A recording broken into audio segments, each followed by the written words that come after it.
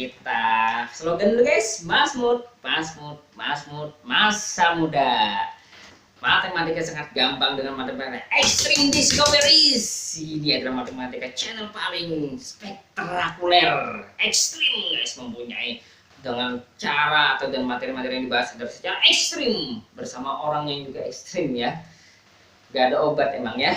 Oke, kita langsung saja guys. Daripada banyak cincong di sini. 1, 2, 3, 4. Nah, kita ingin melanjutkan guys. Kali ini kita membahas tentang Euclid lokal. Apa itu namanya Euclid lokal? Ruang topologis M. Tahu? Disebut Euclid lokal dimensi N apabila untuk setiap pi anggota M ya ada persekitaran U pi anggota tahu, sehingga pi itu termuat dalam UP dan UP itu homeomorfik dengan suatu himpunan terbuka pada Rn. Dalam hal ini UP sebagai ruang topologis dengan topologi relatifnya yang ya itu ya, topologinya relatif terhadap M tahu itu sendiri. Mamang udah jelaskan topologi relatif di video sebelumnya guys, check it out kalau kalian bingung. Nah itu nanti artinya homeomorfik sudah Mamang jelaskan juga di video sebelumnya ya. Artinya ada fungsi yang merupakan homeomorfisme menghubungkan dari UP itu ke Rn. Sekarang kita siap untuk mendefinisikan manifold topologis. Nah ini yang kalian tunggu nih ya. Definisi 1,13. N manifold topologis adalah suatu ruang topologis dengan sifat pertama, dia Hausdorff. Yang kedua, dia second countable alias terhitung kedua. Dan dia Euclid lokal dimensi N secara maksimal. Maksimal dalam hal ini ya. Tapi ini biasanya nggak harus gitu ya. Tapi ya di sini memang jelaskan itu aja deh. Ini syarat opsional gitu ya secara maksimal nih. Biasanya Euclid lokal dimensi N saja. Nanti insya Allah akan kita bahas guys, kenapa dia tidak harus maksimal. Nah, jadi dia kalau maksimal itu apa sih? Maksimal itu artinya chart ya, Euclid lokal atau chart yang didefinisikan itu adalah chart yang paling besar.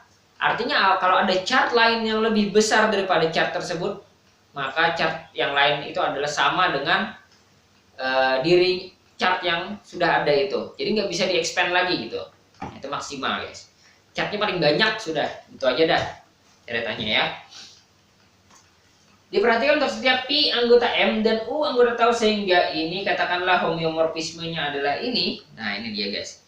Jadi tadi kan ada ya, setiap pi anggota M tadi ada ini yang himpunan terbuka yang memuat di U, pi-nya anggota U, dan dia homeomorfik dengan Rn gitu ya. Maka katakanlah homeomorfismenya itu adalah ini. Nah ini pasangan U dengan X ini disebut chart of the chart ya, atau koordinat lokal guys. Nah itu ya. Oke. Nah ini deskripsinya ya. Ini misalnya manifold gitu ya. Ini manifold ini adalah ruang topologis yang kita tidak tahu bentuknya seperti apa. Kemudian ini ilustrasi aja ya. Alhamdulillah mudah tidak corona ya. Oke. Ya, ini ada P di sini katakanlah ya. Kemudian kita dapat temukan UP di sini, yang dimana ini dicerminkan atau dipetakan oleh X. X ini fungsi ke R. Nah kalau dalam hal ini kelihatannya R2 nih ya, bidang ini ya, bidang Euclid. Nah bentuknya seperti ini guys. Oh dia homeomorfismenya dengan suatu himpunan terbuka ya. Jadi himpunan terbuka di sini. Jadi dia terbuka di sini ya. Juga berarti. Oke, himpunan terbuka di Rn. Tuh. Maka UX dengan UX ini adalah chart. Oh iya. Kemudian ini chart namanya ya. Nah, ini chart. Himpunan seluruh chart itu dinamakan atlas. Jadi himpunan atlas ini yang maksimal, guys. Jadi atlas ini yang dikatakan nanti maksimal. Kalian masih bingung tentang konsep maksimal, silahkan tonton matematika diskrit Mamang, video Mamang yang matematika diskrit. Di sana ada Mamang membahas posep maksimal. Nah, jadi elemen maksimal posep itu di sana guys korelasinya. Oke. Kemudian di situ Mamang berikan contoh juga. Nah, ini contohnya nih, satu manifold. Manifold dengan chart ini ya, chartnya adalah ini RA. Kemudian homeomorfismenya mana? Ya ini. Yes. Ya, dengan rumus FBA ini sama dengan B. Yaitu dipetakan ke koordinat pertamanya saja ya.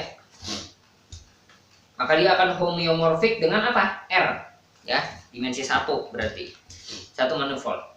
Ini contoh yang mudah ya. Nah, contoh yang standar, Mamang mau membahas tentang namanya sphere. Alias bola ya. Nah, ini bola kan. Sekarang perhatikan gambar di sini, guys. Lihat di sini, misalkan ini adalah titik kutub utara dari bola tersebut. Nah, jadi Mamang mau, sebelum Mamang mau membahas tentang bola ini, Mamang sebelum lupa nih, Mamang mau menjelaskan kaitannya dengan fenomena fisika dan konspirasi yang berjalan selama ini, guys. Jadi ada ceritanya, sebelum ada geometri non Euclid, itu ada geometri Euclid dulu kan. Jadi geometri Euclid, bagaimana geometri Euclid memandang fenomena bumi, ya. Kalau bumi dipandang sebagai objek geometri Euclid, maka inti bumi adalah titik pusatnya. Ya, perhatikan ya, inti bumi adalah titik pusatnya. Nah, seperti itu.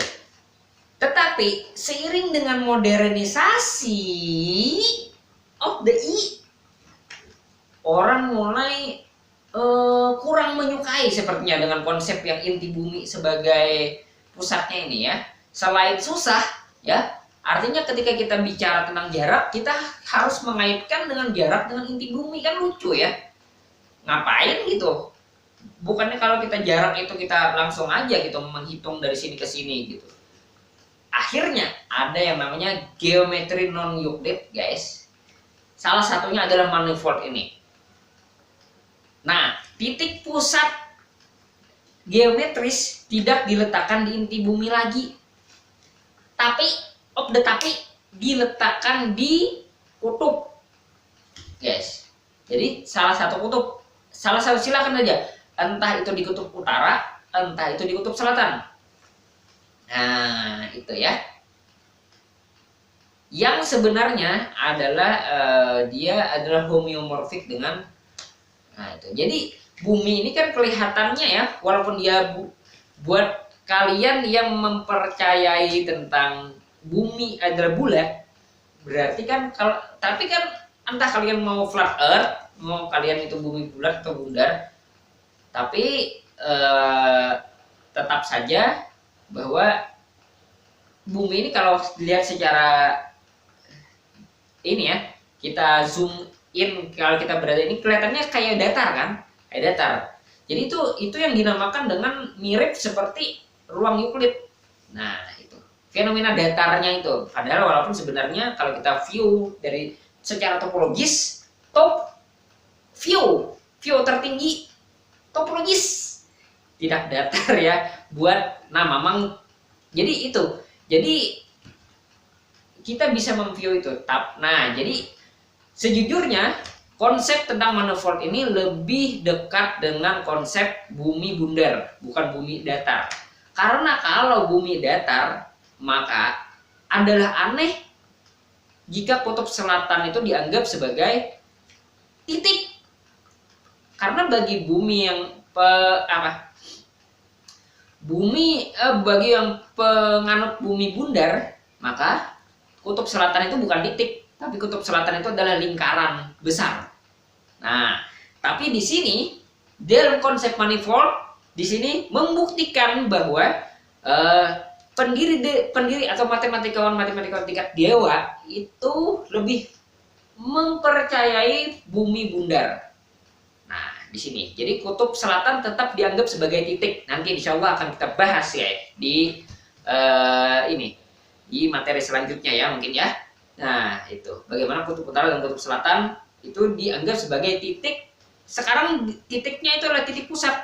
Artinya bumi mempunyai dua titik pusat. Nah, ini konsep yang baru guys tentang view tentang geometri modern. Oke guys, kalau daripada kalian semakin pusing, mungkin itu saya dari Mamang sedikit pencerahan. Thank you for watching.